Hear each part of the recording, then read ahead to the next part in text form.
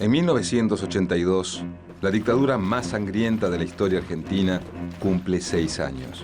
El 30 de marzo de ese año, Buenos Aires se prepara para vivir otra jornada de represión. El gobierno militar dispone un extenso operativo de seguridad a lo largo de la ciudad. Cientos de policías cercan la Plaza de Mayo. Al mismo tiempo, un grupo de carros hidrantes cierra el acceso al puente Pueyrredón. El objetivo: impedir que miles de trabajadores se movilicen hacia la capital federal. El secretario general de la CGT Brasil, Saúl Ubaldini, ha convocado a un paro nacional para protestar contra la junta militar. Se preparan marchas en los principales centros urbanos, pero el gobierno de facto está dispuesto a hacer lo que sea para evitar los reclamos. El ministro del Interior, el general Alfredo Saint-Jean, amenaza a los sindicalistas. Argumenta que están procesados y que no tienen autorización para realizar un acto frente a la Casa Rosada. Sin embargo, la CGT Brasil decide correr el riesgo y desafía la dictadura encabezada por Leopoldo Fortunato Galtieri. A pesar del peligro, los trabajadores salen a la calle para protestar contra el gobierno militar.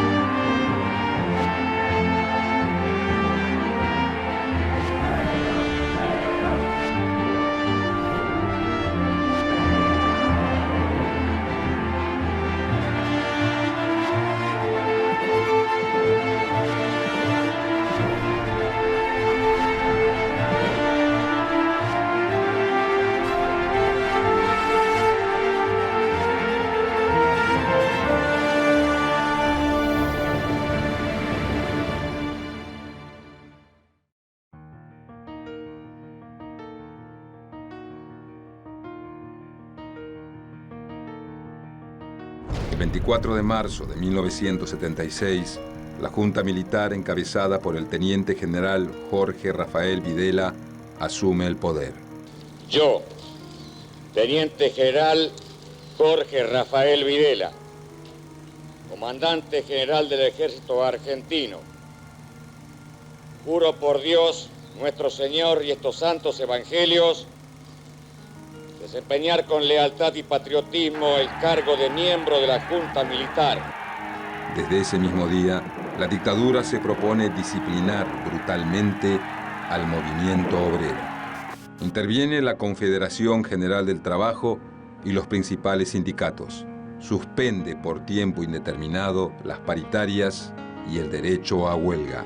Además, la dictadura liderada por Videla elimina la inmunidad laboral de los delegados y autoriza a despedir sin sumario a cualquier empleado estatal. Pero eso no es todo. Se viven días de horror en la Argentina. Durante la madrugada del 24 de marzo, las fuerzas militares ocupan algunas de las principales fábricas del país. Secuestran a cientos de activistas, delegados y secretarios sindicales. Los someten a torturas y los asesinan. Los cuerpos sin vida de algunos de ellos son abandonados días más tarde en las cercanías de las fábricas. Se evidencian claros signos de tortura. Es una amenaza directa para sus compañeros y un aviso para todo aquel que se proponga resistir a la dictadura. Mientras tanto, los delegados y activistas que desaparecen jamás volverán a ser vistos. En su discurso, el 30 de marzo de 1976, Videla acusa a los sindicalistas de ser responsables de las dificultades que vive el país. Los hombres volcados a la acción gremial deben tomar conciencia que el funcionamiento de la verdadera democracia impone límites a la actividad de esfera de competencia de todos los sectores.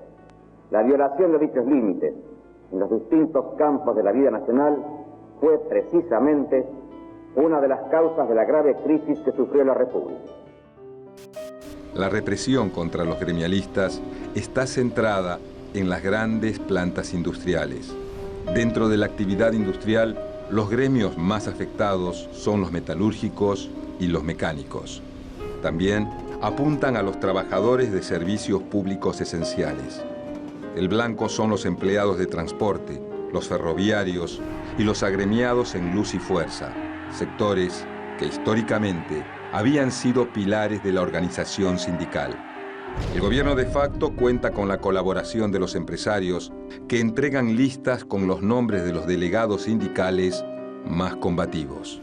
La ocupación militar es permanente en las fábricas, donde existía una fuerte organización gremial.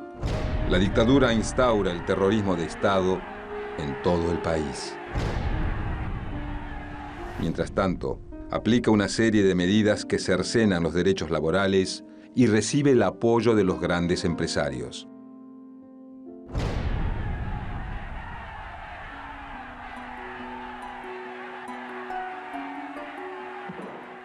Ante el clima de represión que se vive en el país, la dirigencia sindical intenta rearmarse por fuera de la estructura de la intervenida CGT. Algunos dirigentes proponen resistir y otros negociar con el gobierno militar. En todos los casos intentan frenar el ataque contra las organizaciones gremiales y aliviar las consecuencias del plan económico que el ministro de Economía, Martínez de Hoz, ha empezado a implementar. La dictadura establece el congelamiento de salarios. Esto provoca la caída abrupta del poder adquisitivo en un contexto de inflación creciente. En un año, el ingreso de los trabajadores argentinos sufre un descenso del 40%. El desempleo aumenta. Se suprimen horas extras en empresas estatales y se recortan prestaciones sociales. Estas decisiones afectan especialmente a los trabajadores del sector público y a los que se emplean en pequeñas industrias. El plan económico también avanza en otras medidas que profundizan la fragmentación en el ámbito laboral. Se dicta la Ley de Promoción Industrial, que fomenta la relocalización de plantas en zonas alejadas de centros urbanos. De esta manera, se busca aislar los posibles reclamos obreros. Así, la desocupación aumenta en las zonas tradicionales, donde el sindicalismo mantiene su influencia. El clima de terror dificulta enormemente la organización de los trabajadores. Sin embargo, se producen novedosas medidas de protesta encabezadas por grupos con reducida coordinación e impacto. Se reconocen inspiradas en la resistencia peronista llevada adelante a partir de 1955. Son llamadas trabajo a tristeza y consisten en presentarse en el lugar de trabajo, pero sin desarrollar las tareas o hacerlas a desgano, alegando tristeza por la situación del país o de la empresa, o reclamo individual en serie, acción en la que los trabajadores, uno a uno, solicitan reunirse con la patronal para plantear el mismo reclamo. Así, eluden la prohibición de la protesta en conjunto. Son los modos que los obreros encuentran para hacer sentir su voz. Otra forma es alterar la producción justificándose en olvidos o errores. De esa manera, generan pérdidas para las empresas o para el Estado. Pero hay un caso específico dentro de la resistencia a la dictadura. El sindicato de Luz y Fuerza enfrenta abiertamente al gobierno de facto. El conflicto se inicia en 1976, cuando 260 personas son despedidas de la empresa estatal de energía Segva. Poco después, 3 empleados son secuestrados por grupos de tareas. En respuesta, los trabajadores deciden movilizarse. Más de 36.000 hombres realizan huelgas y se manifiestan en distintas ciudades. Pero la Junta Militar continúa con la represión. En enero de 1977 se implementa la Ley 21.400 de Seguridad Industrial, que determina penas de hasta 10 años a toda persona que instigue a otra a participar de una huelga. Esta ley no intimida a los trabajadores que continúan con sus reclamos. El gobierno, entonces, contraataca. 6 gremialistas de Luz y Fuerza son secuestrados por grupos de tareas. Y el 11 de febrero de 1977, la Junta Militar secuestra al líder del sindicato, Oscar Smith. Estas acciones infunden aún más terror en la clase trabajadora. El mensaje de esta oleada represiva es contundente. Plantear medidas de fuerza puede costar muy caro.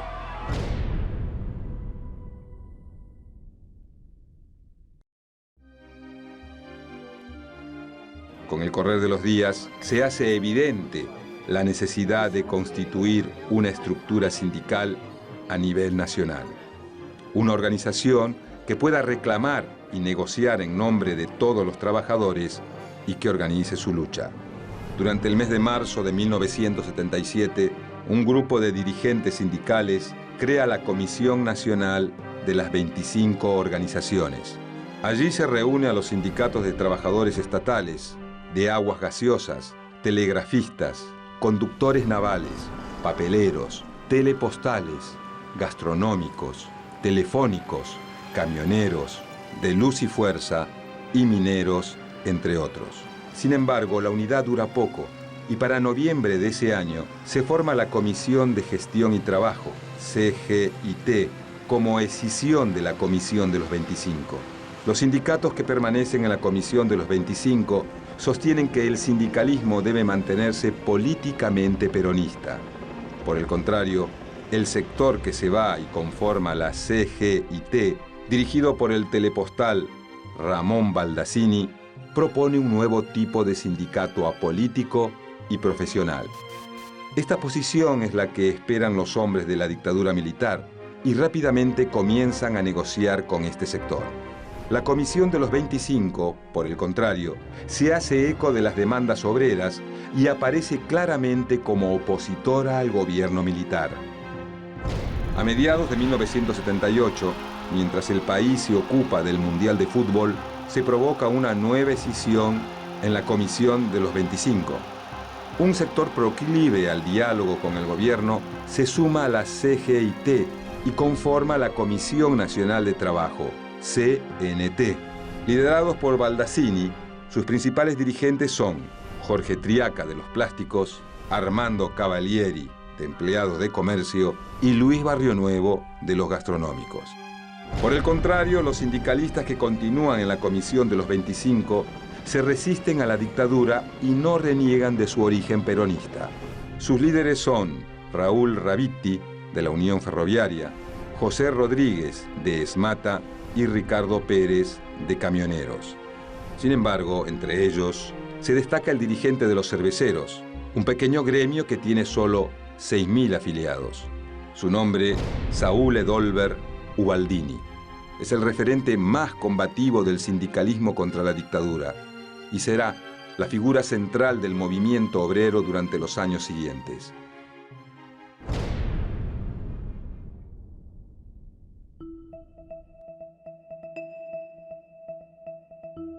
En abril de 1979, el dictador Jorge Rafael Videla recibe una noticia inesperada. Los sindicalistas agrupados en la Comisión de los 25 deciden desafiar al gobierno dictatorial y la vigencia del estado de sitio. Llaman a un paro general para el 27 de abril. 3 días antes de la huelga, el general Albano Arguindegui convoca a los líderes de la Comisión de los 25 a un diálogo en el Ministerio de Trabajo. Pero se trata de una trampa. Al salir de la reunión, los dirigentes son detenidos y encarcelados bajo la acusación de violar el estado de sitio. Con esa acción, los militares creen haber detenido el paro. Sin embargo, a pesar de las dificultades, la huelga es exitosa en distintos sectores del Gran Buenos Aires. Esto prueba que más allá de la represión, el sindicalismo peronista todavía mantiene su fuerza. Gracias a la presión de la Organización Internacional del Trabajo y de organizaciones sindicales de todo el mundo, la Junta Militar libera a los dirigentes gremiales de la Comisión de los 25. Ese mismo año, hay un intento de unidad de la CNT y la Comisión de los 25, que concluyen la conducción única de los trabajadores argentinos, CUTA. Pero los militares actúan contra esa unidad. En noviembre de 1979 sancionan una nueva ley de asociaciones profesionales que está destinada a barrer con la organización sindical. Se vuelve a quebrar la unidad. El corazón de esta medida es la disolución de las organizaciones de tercer grado, es decir, se impide la formación de una Central Nacional de Trabajadores como la CGT. También prohíbe los sindicatos por rama, reduce el número de delegados y aumenta las posibilidades de intervención del Estado en las agrupaciones gremiales. Además, les retira a los sindicatos el control de las obras sociales y prohíbe que estos participen en cualquier movimiento o manifestación política. Ante esta medida, los 25 proponen desconocer el decreto ley. En cambio, los de la CNT proponen adaptarse a él y buscan negociar los puntos más conflictivos. Finalmente, la Comisión de los 25 decide afrontar abiertamente a la dictadura. Para eso, promueve la reconstitución de la CGT. El 12 de noviembre de 1980, Saúl Ubaldini se convierte en secretario general de la entidad gremial. A esta organización se le conoce como CGT Brasil por la calle en donde tiene su sede. Desde allí se lanza un plan de lucha contra el gobierno militar que incluye la denuncia de la política de la dictadura en los ámbitos internacionales. Comienzan a abrirse las primeras grietas de aire puro en el asfixiante tiempo de la dictadura.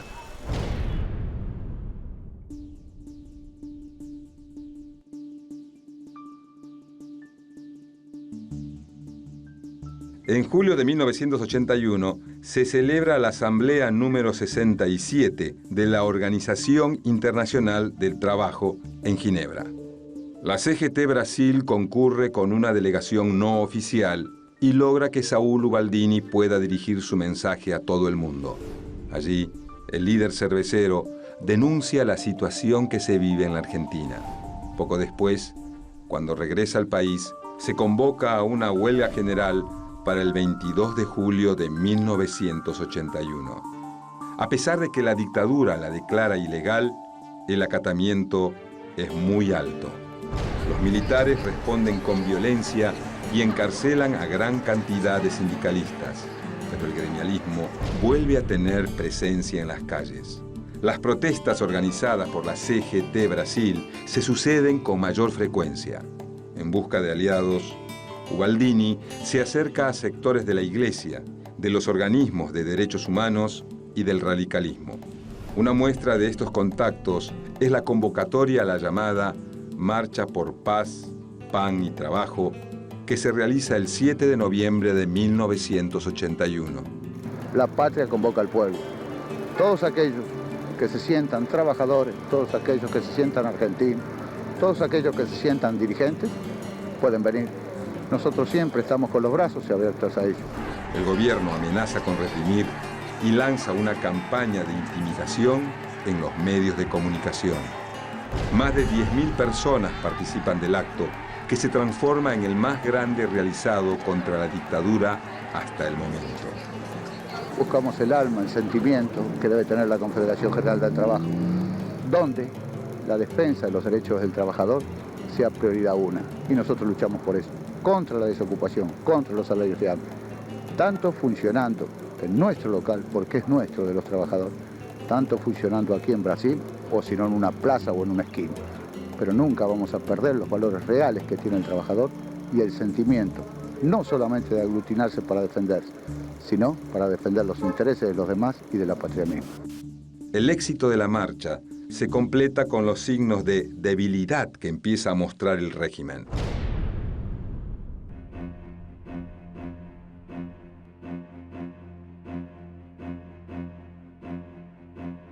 Luego de 5 años de dictadura, las tensiones castrenses no se hacen esperar. El general Roberto Viola, sucesor de Jorge Rafael Videla, se propone una tibia apertura política, pero choca contra la línea dura del régimen. En diciembre de 1981, el general Leopoldo Fortunato Galtieri, representante de este sector, asume la presidencia, pero la CGT Brasil continúa con su lucha.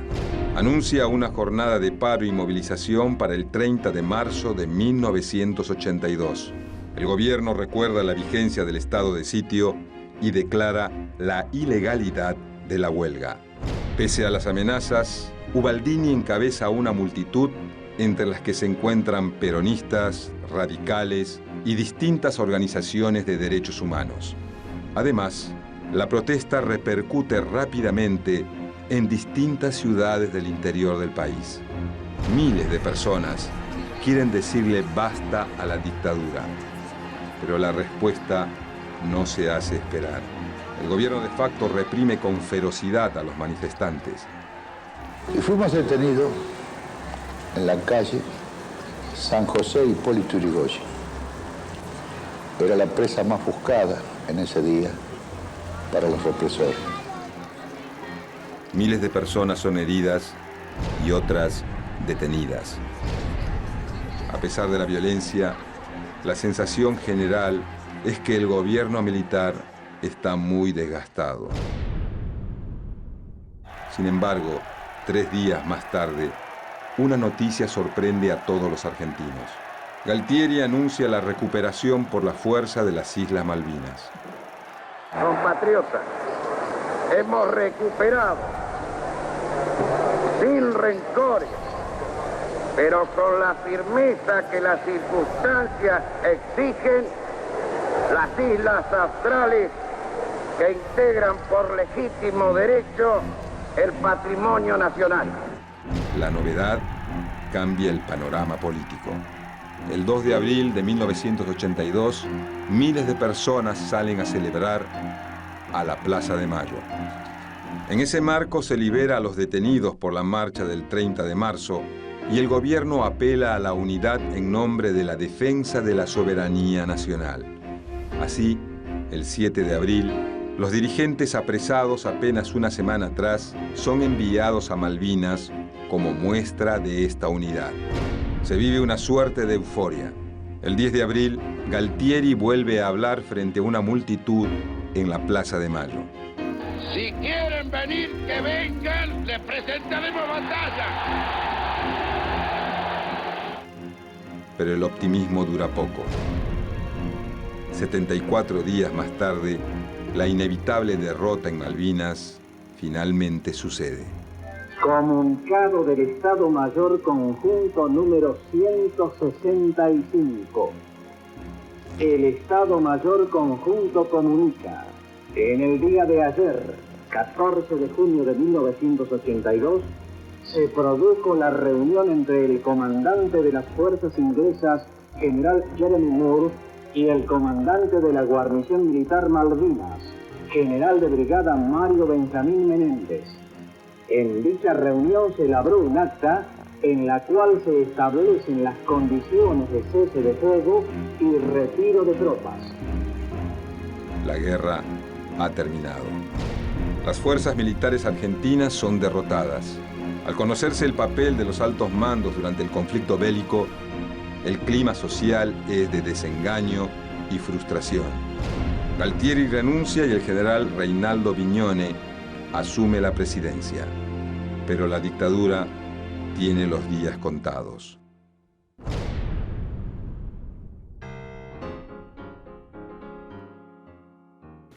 Hacia fines de 1982, los militares han perdido todo el apoyo.